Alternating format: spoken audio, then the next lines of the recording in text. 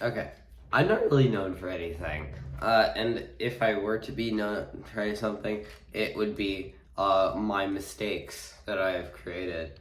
Like these two beautiful mistakes that should always gotten sticky. Yeah, these two beautiful mistakes that have happened over time. But so you read the title. You know what this is about. I'm gonna be telling the story about how I made a sussy Among Us clock, also known as a mistake. That's where the intro went to. I know, very amazing. I'm gonna be going by sequential order, every single step, and how I did it. And right now, I'm gonna tell you the backstory. So, for my tech class, I had to create a clock, and I chose this masterpiece right down here. You can probably hear it ticking. Yeah, it's a failure to society. Society didn't need this, but I gave it to them anyways. So, let's go on to day one. Day one. So we just kind of talked about how clocks work, and we drew an outline of the general shape of the clock. So we ended up cutting it out of, I'll get to that in later days. Right now, all we have is the outline. Sadly, I don't have the outline with me. Day two, we picked our boards and started cutting. So I picked the worst one possible, of course. It was probably, I think it's like oak or something. I picked some trash oak, and then we just got a saw and just started cutting.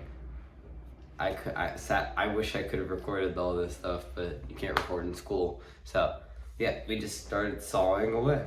And yeah, next up, day three. Day three, we just have more cutting. Just more cutting. I just keep sawing at it, and we learn how to use the bandsaw, which is what we're gonna get the outline for this terrible creation. Day four, where we have more sawing. I just do some more sawing. I finish and get on and get the outline and draw it onto the wood. And I have to make it smaller because it was too big for the piece that I chose. Oh wait, no. I didn't do that yet. That's next day.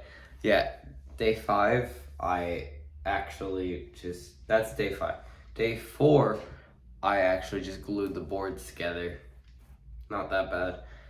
So now, day five, that I already spoiled. Day five, we have the lovely me tracing, having to redo it, having to go through this crappy machine, get it all sawed over, and honestly, if it wasn't for that machine, it wouldn't look as nice as it does. But yeah, I start bandsawing, and we'd stop. Day's over. Now on day 6, that's where it gets exciting. So day 6, I start sawing away, and everything just goes off, and I have the perfect outline of the clock. Here's the back. Here's the outline. Beautiful. That's the motor. We'll get to that later. So yeah, day 6, we have the outline of the clock. Now, for day 7, that's where it gets even more exciting. Day 7, we start getting just sanding the edges. So we get the belt sander, just sand the edges, make sure it gets nice and sanded. Then and then we continue doing that on to day 8. So next up, we have day 9, the worst day. Day 9 is the bane of my existence. I hate day 9.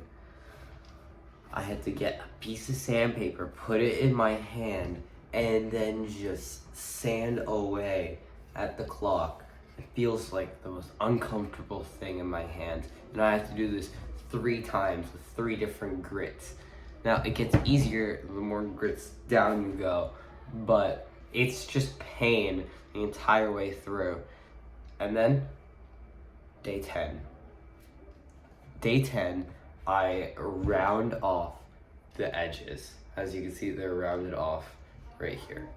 So they're finally rounded off, and I start laser engraving my image onto the clock. I didn't tell you guys about that yet.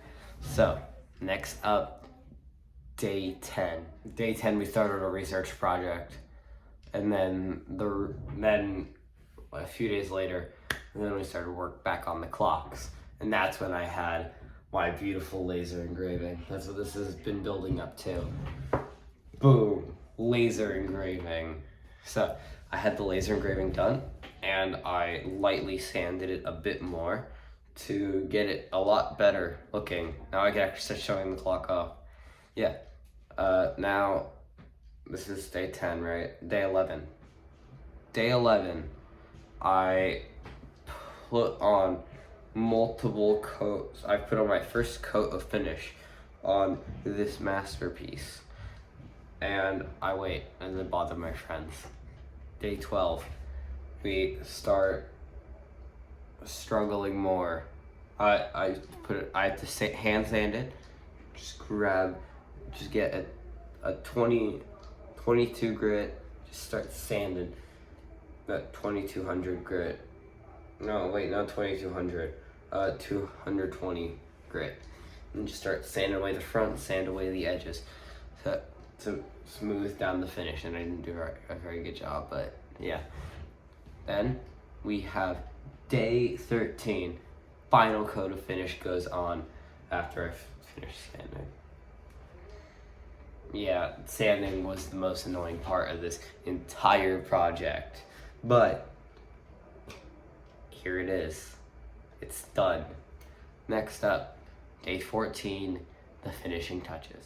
Day 14, we add the final numbers to the clock. So I spend time putting on each number individual. Oh, this is a mistake anyways. Yeah, so I just put on all the numbers, and then the teacher just put in the motor, because apparently I don't have that big of a brain to stick a motor through a hole. Teachers think that we're so stupid. We really aren't. Yep, here it is, all finished. Now, as you know, I chose an Amogus for the image to go on the center. It's uploaded from the computer, so it's perfectly laser engraved onto the clock. And yes, this boy is a one-of-a-kind piece. So I think I might hang it up in the background right here. Tell me how you guys like it. It's not bad. Amogus clock going in the background. Alright, I'm definitely putting the Amogus clock in the background. Yeah, I like it. The second hand is really messed up. Like, look at that poor second hand. But yeah, that's the second hand. It's pretty screwed. Yeah, so in honor of this sin, we're gonna do the battle with the two mistakes. Let's go mess around with mistakes. Alright, we're at the stadium. So, we have the Free Spindelial mod versus the Fafnir mod.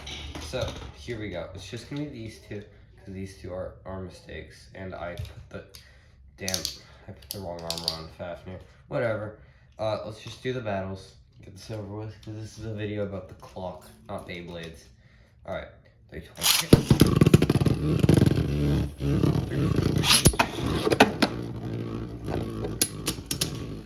I like that Fafnir more than Belial.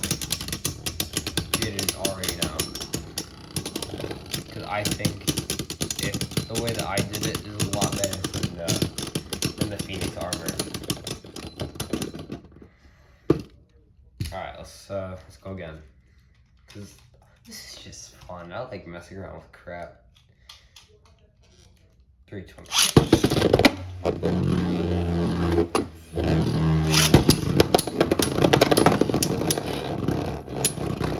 It actually stays in the stadium. Don't mess yourself up out here.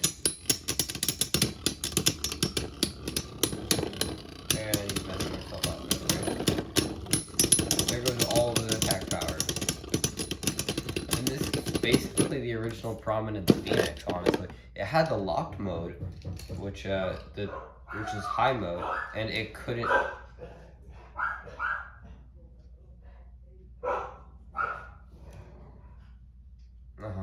Yeah. We love your opinions.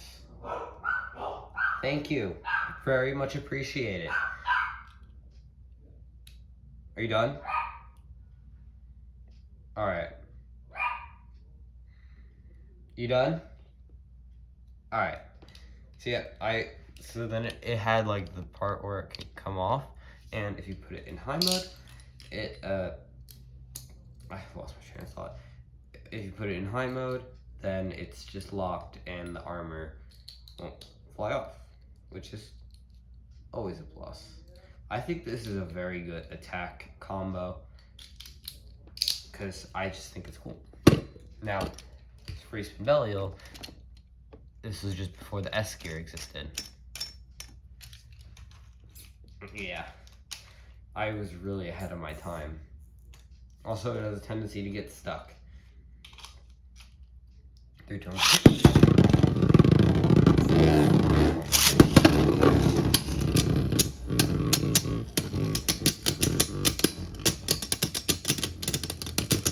Now, F here does have really hard attack points. Like, I need really hard.